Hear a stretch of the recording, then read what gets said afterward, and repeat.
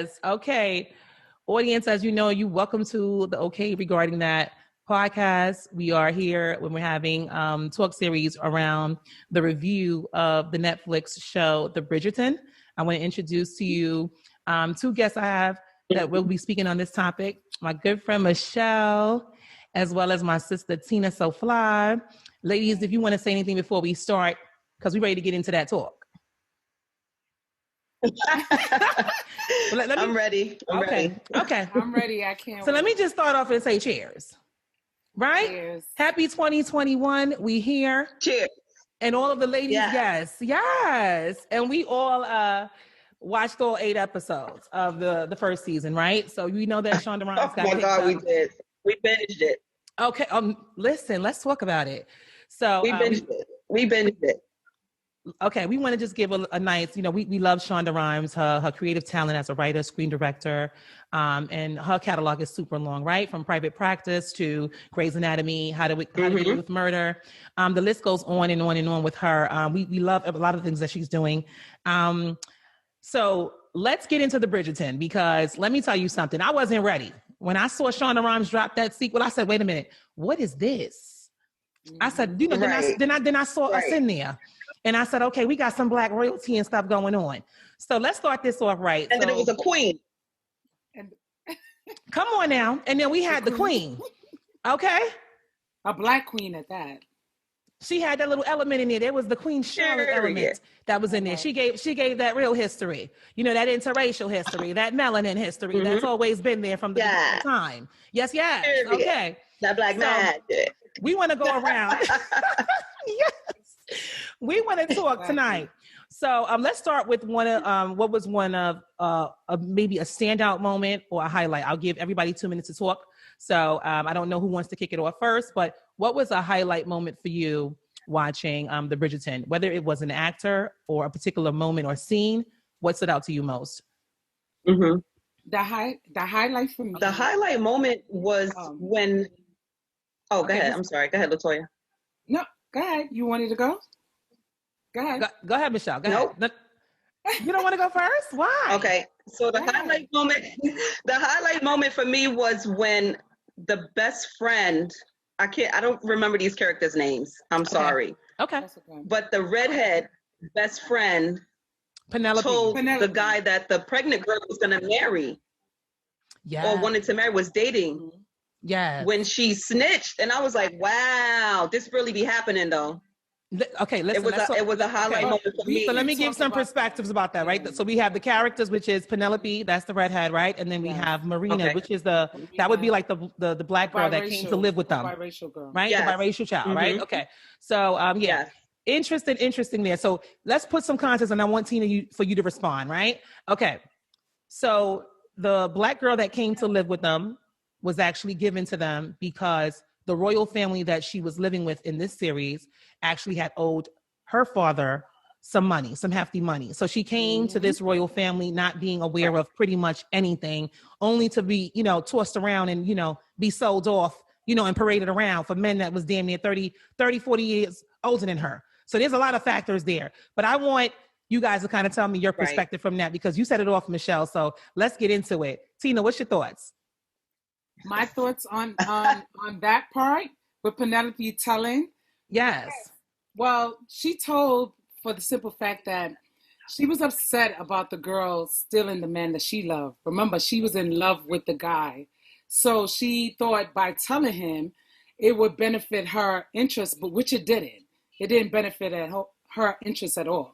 The guy wanted the biracial girl who he was more interested in than Penelope. So that was the part of her talking and stuff. Yes, in real life, that is exactly how it gets down. But we're not surprised. Right. If you know how it is when a man, when you after a man and a certain girl that you're close to is scheming on him to talk to him, you know how that goes. You know how that unfolds. So Michelle, Michelle, you acted like you wanted to add something to that. Is that something you want to add to that? Nah, I'm just you saying. You know how it goes down, and it's 2021. It's still going down. I do. So you found that the betrayal, this is the way the betrayal was highlighted. Not really your friends. Okay, so let's talk about that, because I think the highlight there was like the level of betrayal, because at the end we learned that she is the whistle dam, right? Penelope is the whistle, the damsel, the whistle damsel. Yeah. So it's so interesting because in real life, right, we have a lot of these kind of relationships amongst women, where when we talk about distrust, when we talk about loyalty, right, we don't kind of see it in the same way. So, I thought it was very surprising to learn that, something had happened, within the circle so fast. But the fact that she had kind of like ushered her into, wanting to be in love, but then when she realized that she was in love with somebody that she wanted to marry, she was willing to sabotage the entire thing. And I think that that's where, even when you look at that line there in the story, it's like, how do women get to this point where we're grooming each other to really be this vindictive? I didn't like that. I was like, ooh, this happens in real life. It was the lack of miscommunication. Girls don't talk to each other. So you think there's a lack? And that's it was no communication barrier. Go ahead. There was no communication there. Right. But that also comes with, as far as Black women being the superwoman, not asking for help, not asking for advice, not asking for opinions, wanting to raise my kids by myself. And I don't need my mother or my grandmother or my auntie's opinion. I don't need to talk to anybody. I got it. When in fact, you don't always have it. And it's okay to be vulnerable. But for Black women, we are ostracized for being vulnerable because we're seen as so strong. That's true. That is true. That's for us. And then when it becomes a battle of being strong, then it becomes a competition. And then everything else just dominoes after that. And then we always at each other like that. I also think that, it kind of, allowed me to really look at just the way sisterhoods are formed, right? I think that when we talk about the communication barrier, we're talking about a woman who came into a household not knowing the rules, not knowing, who she could trust. And I think that sometimes, especially when you look at girls, when we form bonds, whether when we're young, right, from high school to college and beyond, I don't think that there's a lot of conversation around like I know it's kind of like not a good thing to just give all of you, when you meet people. But I do think that there has to be more in how you develop a friendship or a relationship with other women that you want to have a sisterhood with, because she really had nobody else to go to. That's what I saw. I felt like she was very alone, and to be in an environment where you're willing to open up to someone who you think can benefit from the information, because she knew the structure of what that royal family had to go through, because them other sisters was not attractive. Let's be clear. They were not. And based on she wasn't attractive. And based on the wealth code over there, right? They wasn't eligible. There wasn't any money being put up for them. They were still going to these parades every year. Nobody was even watching them. I felt that there was the inner jealousies were there. That was highlighted. Right. And I think sometimes like the ugly duckling effect, right? Because she is a brown woman, which they didn't really speak too much to race. I felt like the sisters kind of felt like they had it in the bag.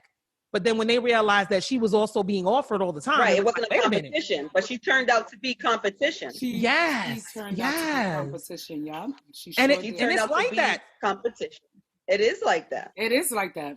It's definitely like that. She was exotic. They never saw. Yeah, she was exotic. Yes. Exotic. Okay. I mean, let them know that the original ones are still exotic, right? We are double O's. Okay, the double O's.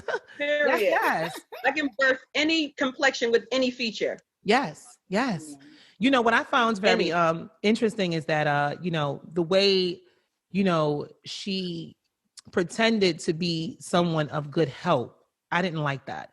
That it's one thing if you start to develop, hey, I don't like this girl, or, let me keep my distance. But it's another thing when you just go even deeper. Like they said, when they say keep your enemies close, I mean, this was like the, whoa, right. She was all in there. Under the arm. She was there. And it was like at the end, it was like, sis, was that you? It was you all along. So I'm glad that Marina ended up having her good fate at the end. Now let's get into the main characters here. Let's get into, the Duke. Yes, and Miss Daphne. Yes, Miss Daphne Bridgerton. I like her. I love the casting with her. Yes. Yeah. I thought she played the hell out of that role. I mean, she had a soft role. She had a very soft. Yeah. Attractive role. And Everybody I have not seen anyone play such a royal role like that than Keira Knightley. Keira Knightley slays those roles. That's true. There is no one who will top Keira Knightley in these roles. But Keira Knightley has met her competition. Yeah. Oh, she did. She did. Yes, yes. I mean, I love the way Shonda brought us from, like, you know, the innocence of her to of her not knowing certain things. Because there was some parts I was just like, my God, I wanted to insert myself. Like, girl, you don't even know the basics. You know, the basics. And just that's so her mama fault. Listen, and we had another segment where I was talking with my mom, and I'm like, you know, my sister and I was talking, and we were talking about how yes, our parents sometimes don't teach us certain things that we need to know even before courting and dating and doing all of that. So we know, coming from the hard knock streets of NYC, you know, you go out there and you just learning those first experiences on your own. But it's just like a double whammy when you have to do that alone, and then you have friendships and you can't even confide in those friendships because you don't even know what you're up against when it comes to betrayal, distrust, etc. So what I found very interesting with Daphne is that she was kind of like oblivious. She was all around, right? Sis, she was all around. And then naive. It was a little different when she got the D. It was too secretive about the sex. It was a little different when she got D. She got that good vitamin. Remember, she didn't get the regular. She got a black D. She got that vitamin D. The essential. Right. She couldn't hold back. She went for the stars. Yeah. But when you see how, like, ladies, when you see how, you know, the conversation that she had with her mom around, you know, not being taught, and, you know, she was kind of upset, you know, to kind of have walked that Dorothy road alone. And she didn't even know that, you know, my man was pulling out, you know, that, listen. The basic. He was. To show the reason why he said no kids was the kicker. Yeah. The reason, like, okay, so you can have them, but you're just not willing to. Right. That's the deception that followed. That father have too much control over your entire life, and he's not even here breathing. Yeah. It was nothing about him not having kids, or he cannot have kids. He did not want any. Yeah. You know, it's interesting because, you know, the layers I saw there with him was more like, you know, you have your history with your parents where he did not have his mother. You know, she died at birth, right? When he was born. And then you had where his father, who's supposed to be this noble royalty man that was also strict and mean, but he also rejected him. And when we talk about the imprint and the trauma that it has on young Black boys, you know, he didn't even want to carry that last name. I thought that was a very heavy subject, because how many people we know, you know, based on their upbringing, they don't want to have that last name. But he was going as far as, you know, because he played on her innocence, but he played on her, you know, her lack of knowledge as well. Yes, he did. Because when he was pulling out, how did you not know? How did you not know? Girl never even looked over until she saw the tissue. Right. He assumed she knew, you know? And I would have assumed she knew too, because to be why do you say that? Why do you say that? Yeah, why you say that? Why would I assume that she knew? Yeah. Because at this time, in this time period, you are literally prepping women for marriage. So you are prepping them for sex. How could you leave out the part? Because it's different for us now in this time. We're not being prepped for sex. That was being prepped for sex, for procreation. Now we're independent. We don't have to. We can hold on to our virginity. We get to choose whoever we want, you know, in that aspect. But for her, she should have known, because you are being prepped for a man. There is nothing else about your life, your entire life, from the day you are born, you're being prepped for a man. That was too essential for them to leave out. Well, you know, for the mom not to know. But I think they were speaking of the time period. But go ahead, Tina. The time period. I was going to say that the time period. You're right about what you're saying. But think about a mother who didn't share a lot to her young daughter. That part she probably left out for her to figure out on her own. Some mothers are not able to express to their children about sexuality. Like, she's not going to, some mothers back then were either cultural or afraid or maybe traditional, or her mother never did it for her. So she passed the same thing down to her daughter. Well, I'm not going to say nothing to her, or it's forbidden, or we don't discuss that. You know, in that time, Daphne did not have a clue about a single clue. I felt bad for her. Let me tell you, Duke expressed that. He expressed that not only by words, by his body, by his emotions, by his presence, by his aura. She was intrigued of a man that she didn't see no other guy but him. Yes. Okay? She was after him from the beginning, from the first time she laid eyes on him, and she acted like she didn't want him. She wanted him. Of course. I want to stay here for a minute because when we look at some of the sex scenes in this series, right? I'm sorry. Sometimes I'm so passionate about it. No, you're doing well, sis. So passionate about it. When you look at these sex scenes, right? Sometimes I'm like, whoa, Shonda Rhimes is a. I don't know. You're the ultimate freak, beloved. You not only a freak, but you a freak because, because you see, Michelle, you speaking to the times of then, right? So, there is a part where she does speak to her mother and she confronts her and she's like, you kind of set me up for disaster. Yeah, absolutely. You should have given me at least some of the ABCDs. My goodness.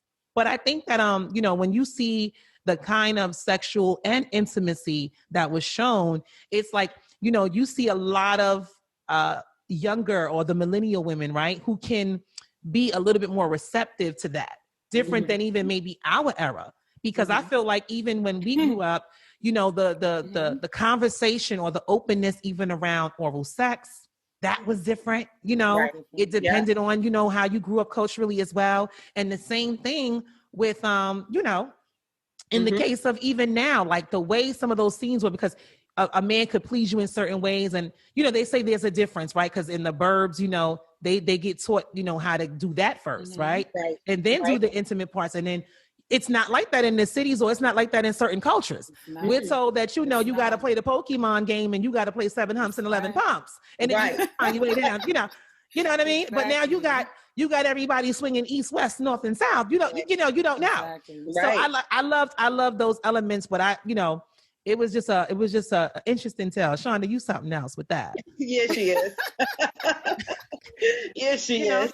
Because that scene on the steps, I said, come on now, you gonna open up. Come on, that's like you taking me to the ocean and then you don't even take me in the water. What's going on here? Right. He left her there with something to think about it. Men play a lot of mental games. Of course. And one thing I think with him that I loved is that he wanted her, and he wanted her from the beginning, but he knew how to hold himself and keep that discipline. I love that. I love a man that keeps that mystery. Yes. Self-discipline. Because if you have self-discipline with me, then I know you have self-discipline with other women. If you all up on me and you drooling and you choking me, I'm like, is this what you do? Back up. Right. But if you have self-discipline with women and over your own domain, your own body, then I know you're not out in the street. And then I can trust you sexually. Forget anything else. Yeah. Yeah. Let's talk about that.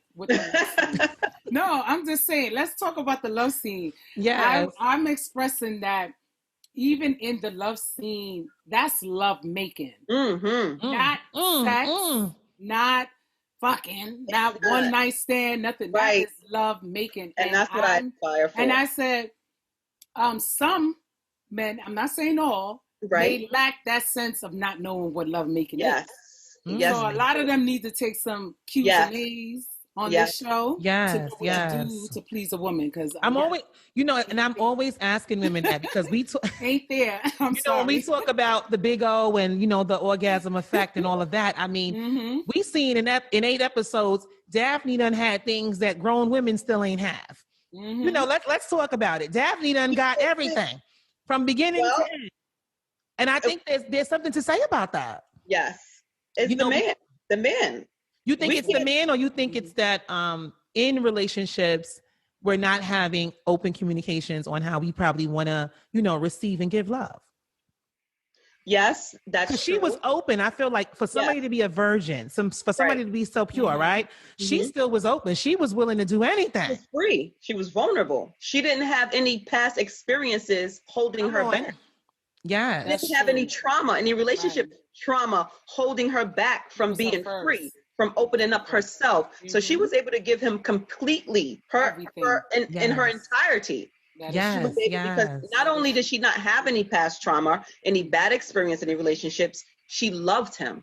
Yeah. Yes. She genuinely. So her mind was his, her heart was his, and her body was his, and he just did what he had. I love that. Yes, yes. And she was a virgin. And she was a virgin, and he was open. He was so open. He said, "Wait a minute he now." He was sleeping with other women before. He already knew what he was do. already out there. And let's talk about that, because as you can see, whether it was that time period or now, that same double standard. You know, the boys are groomed to kind of soil their royal oats early. You know, whereas women have to keep themselves reserved. And early means like the 440. Okay, for women. Okay. I mean, it'd be like, you're not ready yet. You're not right. You know, meanwhile, they're telling you that if you reach a certain age, you can't, you know, procreate, you can't do all of these things. And I feel like ain't ready until 40, but my eggs are dying at 40. And I got to take a chance with whomever. Okay. We want options early. Because I have to build an empire. I'm not just marrying for love. I'm not just marrying for myself. I'm marrying because I need to procreate. I need to make identical to me, but better. Give them more opportunity. So let's get into what I'm marrying for. So let's get into that, because even in this series, right, we see this subject around hypergamy and marrying up, right? There were certain parts in which, you know, the Bridgerton family members, not just Daphne, but the brothers, right? Right. Brother, similar to the whole Prince Harry and Meghan thing, he was in love with a commoner, and Mama was not having that. Right. Mama was like, no, baby. I don't work too hard. We got to keep this money circling, and that speaks to love and a lot of other things. But what I really enjoyed is that you know can money and wealth really overpower your heart? Because you saw he went back to that girl. He did until he was actually denied. Remember, she had to finally deny him and say no more. And that's okay. Talk about that. That's exactly how it is.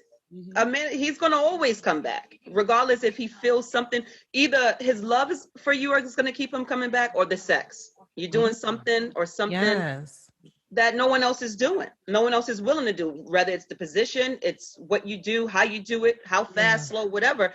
There's always going to be a reason for a man to come back. And that's you saying yes. It's as simple as that. Because a man that you say no, he ain't gonna come back. If you tell him no, he ain't gonna come back. If you tell him yes every time he come around, why would I stop? I feel like he didn't have he enjoyed that that not just mystery, but he enjoyed that he didn't have to be somebody of royal blood to just be in love and be silly. You know, he could have laid in bed with her for 8 hours and not did anything that he had to do, because the obligation of people that are wealthy, they have certain things that they have to do. And I think because the father was, passed on, he had a higher role that he didn't even want to serve at the time. And that's also to the peer pressure too of young men when they don't have their fathers to kind of fulfill a certain role, and then they have to step in. His mother was not playing with him. She's like, you got to hold the order. You got to come to the events, and you got to, and what's going on with you? You have to get married. He had to step in the role.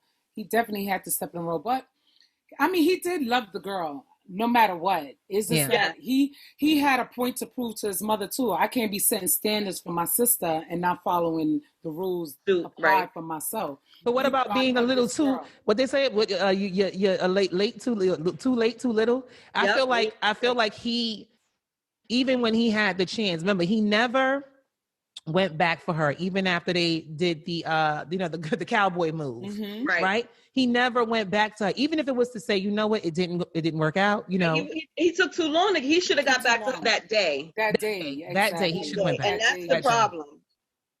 That day, you think he wasn't accepted? You think right now? I mean, listen. If you in a relationship, you know they said that women are not playing; they replacing you fast, and so is men. I feel like people have their standards. He wasn't She was not accepted to the family. That's why he didn't push it.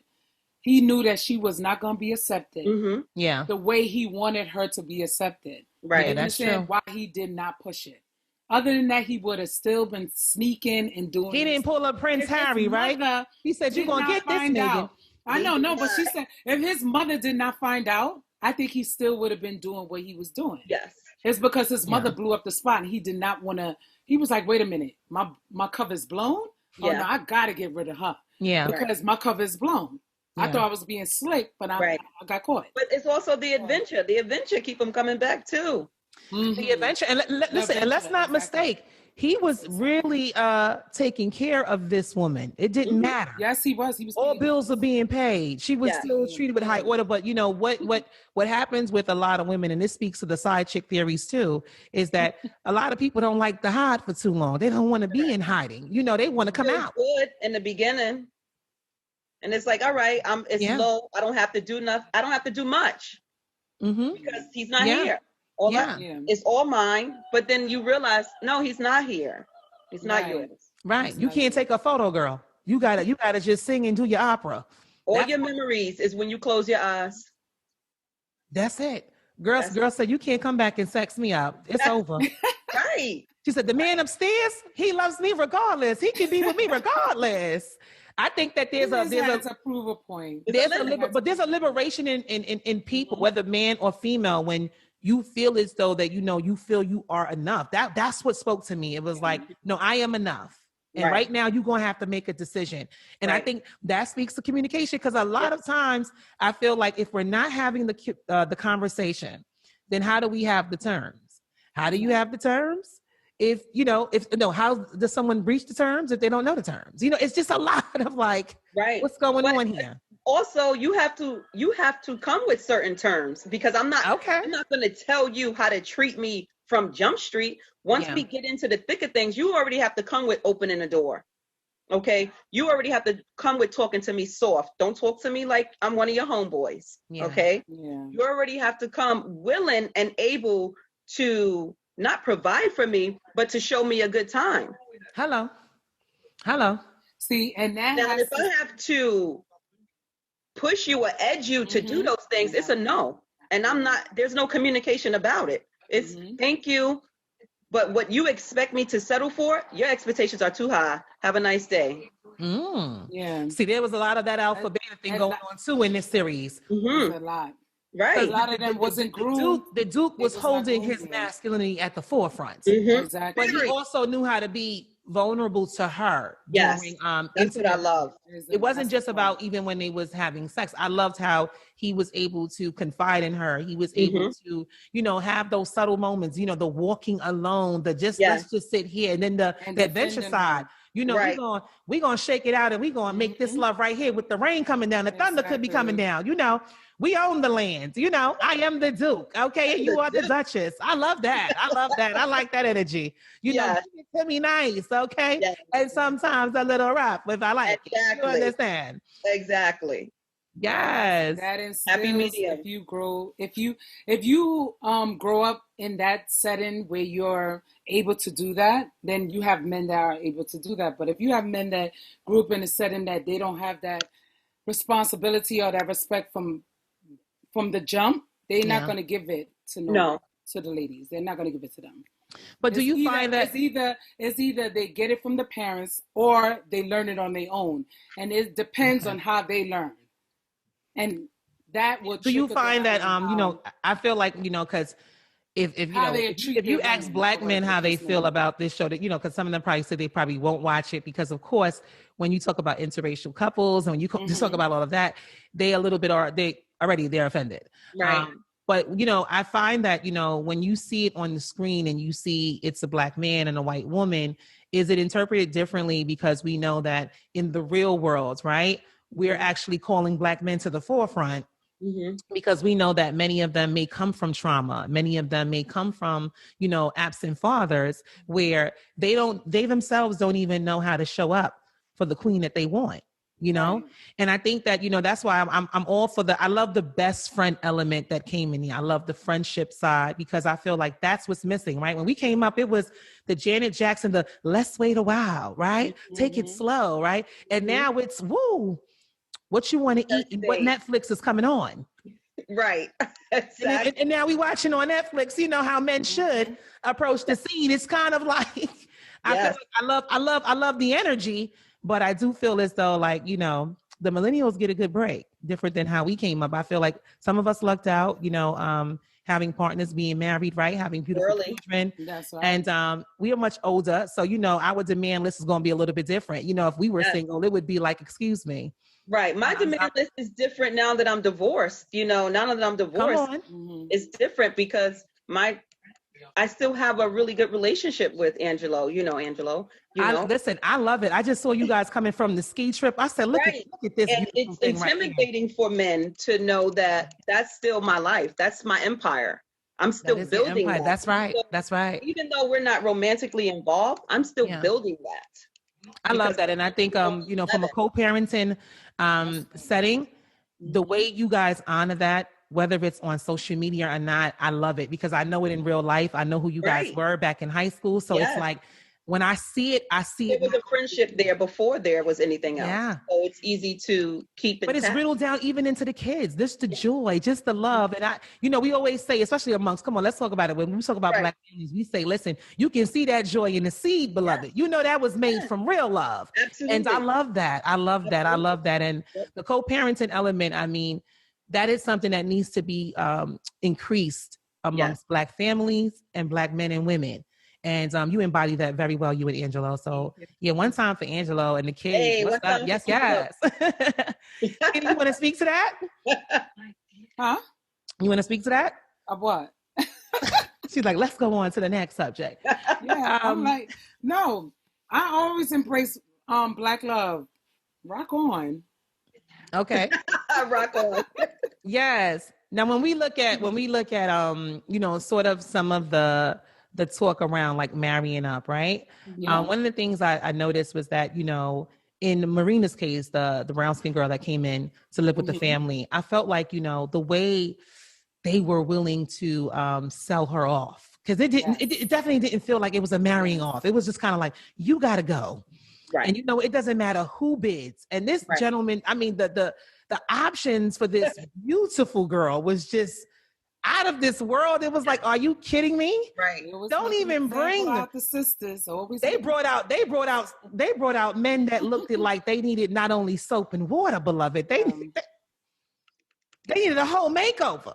You might as well just do your surgery now because it's not happening. Right. Send your son, send your grandson. Like, they was just old. But what does that speak to? Because I feel like when you look at the subject around hypergamy and marrying up, you have people having two different conversations. It's one thing if you want to build up wealth and you want to marry somebody because you want to establish your wealth as well. But what happens when you're not bringing anything to the table? Mm-hmm. And I feel like with Marina, she already had that experience, right? Not being a virgin. Right. Right. She wanted that love feeling. She was okay with not having the riches. But at the end, though. Right. Come on now. At the end, she said, hold on now. This family right here. Right. I got to go. Because not only that, it's not just me. She was pregnant. Yeah. Exactly. But remember, she tried to abort the child. Right. And let's talk about that. Like, she tried to abort because of the letter she received. Exactly. Yeah. I was about to say that. She wanted the baby. And she loved her man. Mm-hmm. Yeah. But when she got that letter, that's the equivalent of a guy saying, hey, go get an abortion. Mm-hmm. Or I don't want to be with you anymore. And then, you have a young girl, a teenage girl, a young woman under 21 that's pregnant. And the guy says, I don't want to have anything to do with you. Most young girls are going to get an abortion because she has no one to go to her family with. To say we. Because now when I go to my family, it's I. And your family's like, yeah, it's fucking you. Sorry to curse. But it's like, yes. Yeah, it's you. Yes. Like what you thought. And then it's like, well, I thought we were together. No, you with him. He not with you. Right. That's true. And now you got the wickedness of the mother writing the letter. Right. It wasn't even him. He died. I mean, the mama and the mama and the daughter was just the mother ruthless. and the daughter. But you have those type of people in the family sometimes. Absolutely. If they don't like you, damaged. To her, she don't like you. They will do things, which she was. Mm-hmm. She treated her like damaged goods. Yeah. Right. So it's like a bad apple. I need to sell this bad apple immediately just so I can get something from it versus throwing it out. And meanwhile, that's what it was. Her biological kids couldn't receive a coin. Right. Okay. They for an didn't arraignment. Men were looking at them and passing them at every parade they was at. They just, you got to be careful. Was it make it? What God said, don't talk about his children. She had to work with what she had to work with. You know, my goodness. You know, I was so glad when Marina left at the end. They were equally ugly. Yes, they was equally ugly. Listen, come on. It was like, how dare you? How dare you? I love that last move. It reminded me of the Cinderella story. With the let me give credit to the mother though, because let me tell you, after the mother realized how fucked up the whole family was, how they was about to lose their wealth, the mama was like, you know what, darling, even if you don't love the brother, sweetie, get on out. Right. Because I don't even know how much time I got left. Right. I may take the next potion that we got in the other room and I may be gone. And these girls gonna have to fend for themselves, but you know, it just goes to show that sometimes the karma. What about the husband? But that's what I'm saying. The karma of the family. Sometimes, you know, parents, what they say, you have to pray over your children. You have to pray for your behaviors because sometimes that karma can wreak on your children, and you can tell that whatever the father, remember the father, the husband, father was just ruthless in them streets. He was another one. He was another sneaky. Yep. And didn't realize that's why your kids can't marry and they can't get a good offer. You know, and it just speaks to that. I mean, you know, I'm big on, you know, I love when the fathers are present. I love when the mothers are present. And we know that you can't keep your eye on your kids as they age into adulthood, you know, but at least give them some of the gems. And I want to know, just for you guys being mothers, right? You know, when you see shows like this and you see your own children and you see like they're living in a world of social media. They have a lot of access to them, right? And although you can limit some, you can't limit all, right? Are you finding yourself having to prepare to have certain conversations earlier on because of the access that they have? Yes, okay, and I have those conversations. And for us, it's natural. It's not sit down, have tea, crumpets, and, you know, try to be, no, it is an everyday, whenever you feel like it, whenever you have a question, if you see a movie, a video, a meme, bring it to the table right then and there. And that's how we live. The same thing. You know, if it's more a male issue or masculine, I tell Angela about it. I say, oh, you know, FYI, Austin showed me a meme and it was, you know, subliminal. So here's something that I think could be a good conversation starter for you. The same thing with me. He'd be like, oh, you know, the girls were showing me a tutorial of eyeliner or whatever it is. Yeah. I think that you would benefit if you knew X, Y, and Z. Like Anila, my 13-year-old, she wants Ariana perfume. So I told Angela, we have to talk about it. Is it appropriate for her to have Ariana's perfume? So that's something that's a decision that we have to make together. Can she have it? Yeah. She wants it, but can she have it? And I can't just go buy it for her because she asked for it, and neither can you. That's right. That we both have to talk about. What do we want our daughter smelling like? And what does it say? Okay. So, they spray that and think they can just start shaking it all, right? Putting it up on social media. I myself was different. But I didn't have a mother or father. I didn't have parents. So I did whatever I wanted to do when I wanted to do it. I had my grandmother, but you know, we all know how grandmas raise their kids, you know? It's not it's strict in certain ways, but then they get too old to chase you. So your freedoms are different. Yeah. You may get locked out the house, but that's the most that can happen. You can't really punish me because if you're my grandmother and you're working, I'm in the street. That's right. I'm gonna step outside. I'm gonna go outside. I appreciate you raising me, but you're not really my mom or dad. And I don't really fear you like I would fear them. Especially if I had them both. So it's different.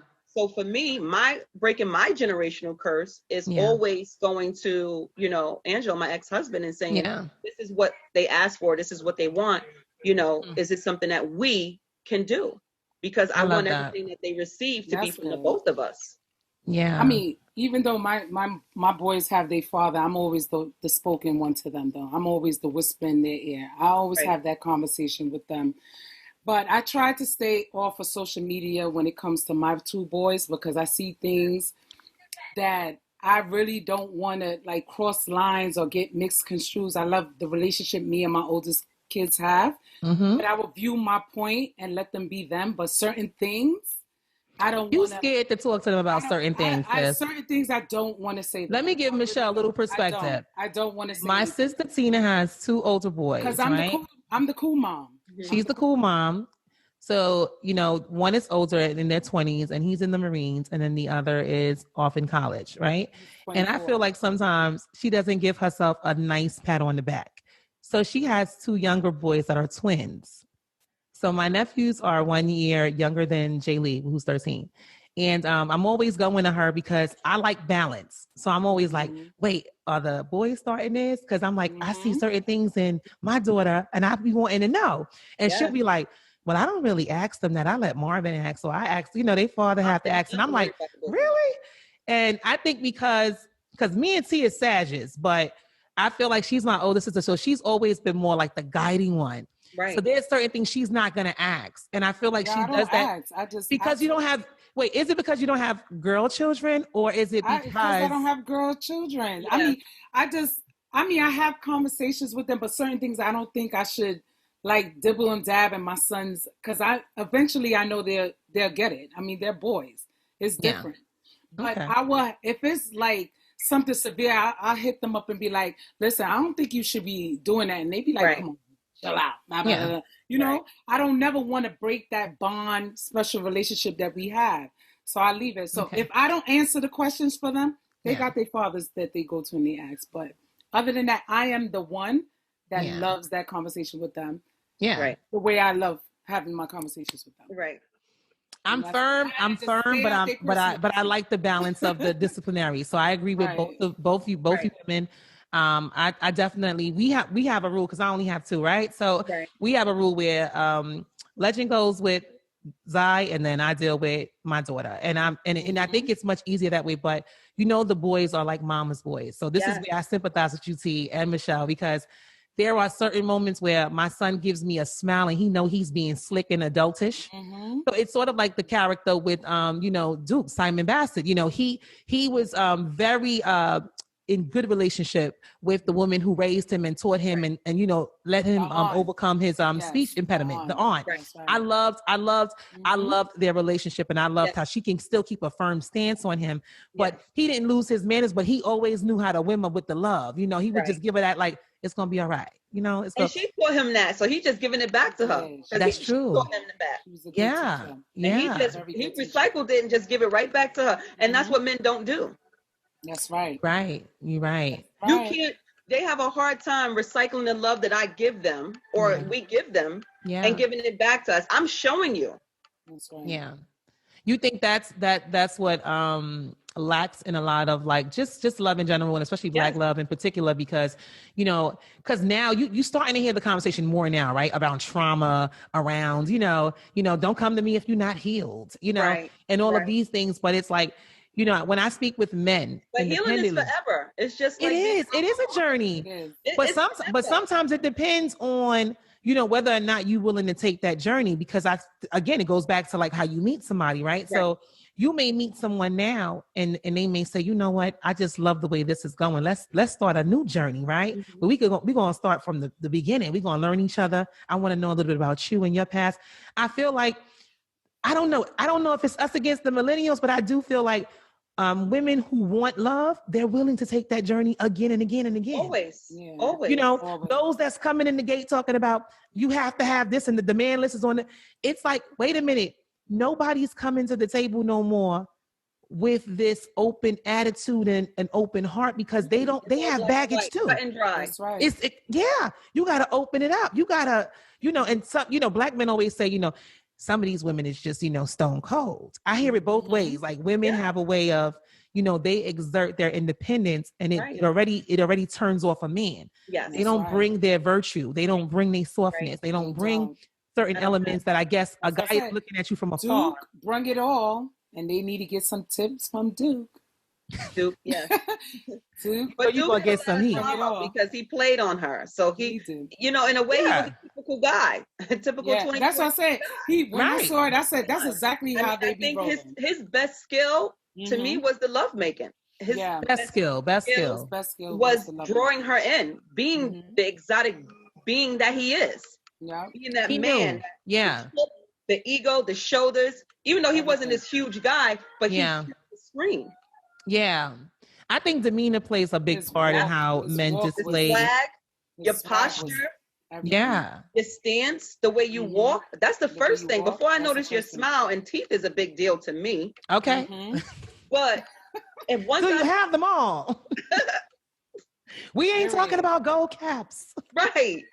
So your posture, your demeanor, your walk, your swag, how you fill a room. It don't matter your size. What does it say about you when you step into a room? And I only can talk about that from wearing a uniform. I know when I have my uniform on and I step into the room, see me. Right. I am the light. I know that's right. See me. I do think that, you know, with the way, you know, men are speaking up more, because I feel like even on social media, there was a wave time where it was mostly women doing a lot of the speaking of what we want or what we deserve, what we should have, what men should be doing. Yes. But now, within the last 2 years, there's been a shift of men saying, okay, well, we're willing to, but what are you doing? Yes. Other than beautiful, other than being bodacious. Yes. Other than being exotic. What I'm else, telling you. Other than bringing your other 2 children with you to this new relationship. Yes. What else do you bring to the table? And now women are like, oh, I'm not used I didn't know I wasn't the catch. Right. I didn't realize I had to level up. Interviewed. I'm usually but now there are so many women that look the par. You got to have more now. Before it was enough to be bodacious. It was enough to be beautiful. It was enough to have good hair. It was enough to have full lips, you know. Now it's everyone has it because everyone bought it. Yeah. Or everyone's in the gym. Whatever route you take in to get what you need. But now that everyone has that, what else do you bring to the table? And that's the problem. When everyone didn't have it, it was easy. I'm just going to get me a wifey. I'm going to upgrade her. We're going to ride or die. We're going to have but now everyone's looking the same. So I think, you know, when you see the kind of visuals that Shonda Rhimes put out when it comes to women, and I want you to speak to this as well, Tina, is that she has this way where she shows you the duality of women. She gives you the independent woman. She gives you the woman that wants love. She gives you the angry woman. She gives you the woman that's coming from trauma. So she loves to bring forth the woman, you know, in different variations, because, you know, I feel like as women who have to, especially Black women, when we have to play the strong role, those are the under layers, right? That we feel the world is looking at us with, because we see it at work. And then if we're single and we're not really out there, right? We may not have brothers, we may not have families. We kind of want the Dorothy, you know, Cinderella effect. We want the man to come sweep us off our feet, but it's like, wait a minute, are you prepared? Because that's what I liked about the show. This is about, like you said in the beginning, preparation, right? And now it's like women want to be prepared, but it's like, okay, are you really getting yourself prepared to have a long-term partner? Because you have to be mindful if you want to show up and you're saying that you want this type of man, right? So what type of woman are you? Right. You know? To be everything. Yeah. Yeah. How dare you demand something that you can't provide? That part. Okay. Regarding that. You want me to buy you a Birkin bag, I want you to buy me one too. That's what he gonna say. That's what Exactly. I think there could be a lot of lessons in that. And I think, you know, even going forward, they were saying that they was going to take a poll on how many couples would watch it versus how many like women, because, you know, the whole watch parties and stuff like that. But I wanted to get perspectives from, you know, women, because I feel as though, you know, we have so much that we can do in sisterhood and how we communicate and share information, because all of us, we're like imperfectly flawed, right? All humans. And I feel like with Black women, when we talk about, you know, getting the cream of the crop, or just even getting a good man or getting somebody long-term, we have to get real with us too. We have to own a little bit of like, you know, hey, you know what? I messed up on that one. Because when she messed up, she knew to get back. She knew. She knew. She said, wait a minute now, we're going to have to work this out, because this man going to really leave me now. Right. You know, even if she was pregnant, she didn't want that fairy tale, that ending. She wanted the one that they was dreaming about when they was friends. She said, no. What's going on? Like, if that was your past, I love it still. I love that. I love you still. I love you flawed and all. Right. I love it all. And I think that you know, when I talk to some of the women that, you know, are with the men that they love, and they talk about maybe they haven't had certain intimate moments, or they kind of, you know, they lacked certain things. I'm like, why are you not communicating that? It's right. You living in a world where right now you can click on the internet and you can be like, ask what the hell I was doing? You can ask your man for what you want. And I'll ask the manager in a minute. Hello. Okay. Ask for a manager in a minute. I'm telling you, our men is having these conversations behind closed doors. And this is why even in the show, as you can see, you know, these men came, they was already groomed. You know, they was already out there. So they kind of already know. But when you talk about being with somebody long-term and somebody got that eye for you, you have to be willing to be a little bit more receptive. And I love that. I really do love that. This was awesome. But it's more, you know, when you want to be with someone long-term, it's more than love. It's commitment. It is. We not. It's a lot. I mean, there's the love stage, and we all cuddle, and we doing. Yes. But this is a commitment. And this commitment gonna get ugly on the road, okay? Because that's what I like too. It was only 8 episodes for the first season. They just got picked up for 8 more seasons. But I feel as though I loved how there was like this. No, it's not gonna be pretty. It's pretty right now, but there's going to be some moments, because even when they got to the first sexual scene after being married during the honeymoon, I loved how it was more like, you don't even realize that I'm still trying to hold restraint. He was ready to give her that D immediately. He was. He said, I'm sparing you, beloved, because when I enter this vitamin D in you, it's over. No, but after he gave it to her, you're going to see the moon, the stars, and the rest of the planets when I enter this. He really gave it to her after a while. I wanted to know who was on set. And she wanted it. Who was on set during this part right here? Honey. They have a little bit. They said that there was like some dating rumors that those two are probably dating in real life. But I just said that them love scenes there, beloved, was just good, serious. Honey. Serious. I was inspired. Yeah. I said, you know what? Welcome to the girl chat, because when the girls say go watch this series right here, I said, when my sister Tina said go watch this series, I said, wait a minute. Hello. I said, I wasn't ready. I wasn't ready. And then I got to be speaking to black men that's like, what's going on? What you watching that show for? And it was just like, we watch it because we like perspectives. We watch it because we want to know what to tell our king. And we watch it because we want to know how to treat our daughters and tell them what to go look for too. Period. That's just what it is. It's not personal. It's not. And it's no disrespect, even when you look at interracial couples versus black couples, because the stats show 84% of black people marry black, even though you may see different in the media headlines. The same thing with other races as well. So we have a lot of us that still marry within each other. I think because we have a lot of influence from media, mainstream television, etc., you're seeing more of that that's pushed. That narrative is pushed on television, because to be honest, I would have loved to have seen the whole cast be of that. But you know, of course, they're not going to do that. Not when you still got the queen in England right now, you know, with the crown on her head that's stolen from Africa and the jewels. But you know, that's another discussion. You know, I'm ready for another discussion. We can talk about that. Okay, I'm just saying, because we like the black queen that was in there. We know about the Queen Charlotte. Okay. And we know that the melanin runs deep over there. Okay. Whether you stole it, whether you raped it or not. Well, let's talk about the consensual aspect with the rape aspect. I noticed that she didn't extend it, but it's sort of like, you know, when Daphne was going to be married to that older gentleman that offered her up. Oh, yes. The first the first guy. And then that the brother kind of, you know, wanted her to be with. And yeah, I thought that, you know, that scene in the garden, it was kind of like, wait a minute now. You don't have no business, you know, doing that. And you're an older man. And it just speaks to some of the cultural norms that go on, whether you in an elite cult, whether you are, you know, of a certain group. It's sort of like, wow, like, you know, she didn't even feel the need to tell her family because she thought that they would be upset with her or not wanting to marry this man. But it's like, sweetheart, that would have been your first experience. Right. And I felt like that made me really think too, like, wait a minute, I have to start checking in with my daughter in a way where I want to know when you start having those thoughts. I want to know if anybody even looks at you uncomfortably. You know, so when we are out, I'm always telling her we have to have our own mommy, daughter, girl, you know, code on, you know, let me know. And you got to know how to pull me aside and give me the gem. Right. Yes, because sometimes we out and we social, but we don't know who may be looking at our young. And they prey on the little girls and the little boys. And they prey on our melanin babies. to the dollar store with her brother. They're 13 and 15 this past summer. I sent them to the dollar store. They walked with their puppy.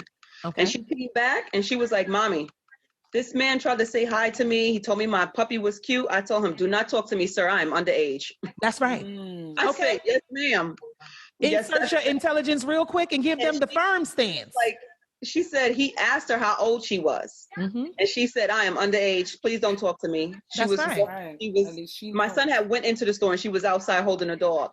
And those are the conversations that we have on a daily basis. You come to me, you talk to me. Same thing with her teachers. One of her teachers said, you people to her. It was a science class and they was talking about skin, animals and humans or whatever. And she came right home and she was like, yeah, my teacher said you people. In the context of that, we took it right to the principal. She knows. Right. Yeah. That's right. You know who you are. You know what you are. You know what you're going to be. Exactly. That's right. I'm telling you, they love to use that little term there, honey. And when they get checked. Right. Because, you know, I had these young adolescents, young Black kids that don't know that you people. Yeah, they don't. They don't. I had that experience with when I moved up here. My sisters and them know I jog a lot outside and I jog in my gated community. And that happened to me. And I will tell you, thank God my husband wasn't too far. But when I tell you I had to check the neighbor, I had to check the full establishment. And I said, the next time I'm even confronted, the same spoon you serve me, I'm going to serve it back to you. Right. That's right. You're going to get this open work, daylight or nighttime. Right. So, you know, even in the workplace. And the funny thing is that the neighbor who basically I had ran outside of the gated community as well. So as I was coming in, this neighbor, she was coming in herself and she was in her vehicle and she just felt the need to say, wait a minute, I see a Black woman jogging. I see a Black man jogging. But, you know, my husband is light skinned. So it's like acceptable. Yes, it was like I wouldn't approach him because he has the privileged color, but I'm approach her because I don't know what's going on here. But I have my headphones on. I have, so I'm not going to say anything. Right. So here's the funny thing, guys. This is the funniest part, guys. It gets good.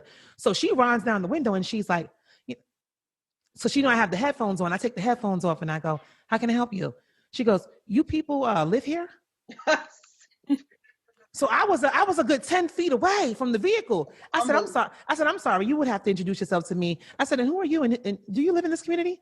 And let me tell you, because I was coming close to the vehicle, she winds up her window and she drove off. But I knew the license plate already. You know, we got these sharp eyes. I can beam you 60 yards ahead. Okay. So I found out who she was and come to find out. Now I had been in this community over 7 years. Wow. This person was new in the community like 3 years. It's the audacity for me. The audacity. You know, and we're going to call that the white audacity, okay? Because it was just like, what the hell? You got no business. So, you know, they gave me the apology and, you know, we ran it up. We write the letters. We treat them with the same spoon, okay? Yes. And then, you know, I was told that, you know, okay. And I was told that, you know, it was definitely something that was done that was not in good intent, but she, you know, she ended up apologizing. But it just goes to show again, like we have to be the ones to teach our kids on how they need to interact when they come across other racial groups and or even our own, right? When you come across a man that may look older, because they always think Black people look a little bit older. So it's that model too. It's like, we tired of talking. Right. Pay attention, you know? If you wanted to know, just ask. You want to know how old I am? Just ask. You know? So I love that. I love what your daughter did. And, you know, it's checking season, honey. It's 2021. We checking everybody. That's right. Black people ain't playing. At all. Anything you want to add, Tina? No, I was just saying it happens everywhere, even in the workplace. You just got to catch them when you catch them and check them when you check them. That's right. There it is. That's it. This was awesome, guys. I love when we can share these perspectives. You know, it's about to be litty. You know, we're not playing with it. More perspectives to come. Is there any lasting words you guys want to say about the show? Anything else pertaining to everything we just said for this full hour? I'm just waiting for season 2. Yes, exactly. I'm actually rewatching it now, and I'm on season 3. Yeah. Yes. Now. Okay. Yeah, it's good. It's good. Season. I'm watching it again too. I love it because you could just, you know, once the kids go to bed, right, you could just do you, and you could just relive certain scenes and moments and go, yes, come again, please. Yes. So I do hope that they play the racial girls part. I hope they bring that more in with her. Oh, Marina. Like what happens to her, and you know whether or not I was happy for her though. I am. At the end, of course. Yes. After watching, listen, if I'm watching my whole family, brother, you know the brother gonna raise that nephew right. He gonna raise that nephew better than he raised his own kids because his brother is dead. Yeah. But it also speaks to because my mom was saying like even in the islands, like that's what it was. Like if you was with someone and you married them young and you had a child and then they died, a family member would step in. Absolutely. And, in this case, it's like, I think, what's the celebrity girl name? Naya Rivera that passed away. Mm-hmm. Remember her son, her sister and the son's father, they decided to move in together. And there was like this big, media talk about, wait a minute, now the sister's with, who cares? But it's like, what you mean? This child still needs a representation in the home. Right. This child still needs. Right. It's not to say that she ain't gonna probably look at the man. That depends on how he look. I mean, right. But I feel like sometimes we act as though we didn't come from that as a people. Right. What the whole purpose of the village? Need more of that. Yeah, like the village is supposed to raise the children. Yes. Okay. I'm a little. I don't want to be forced.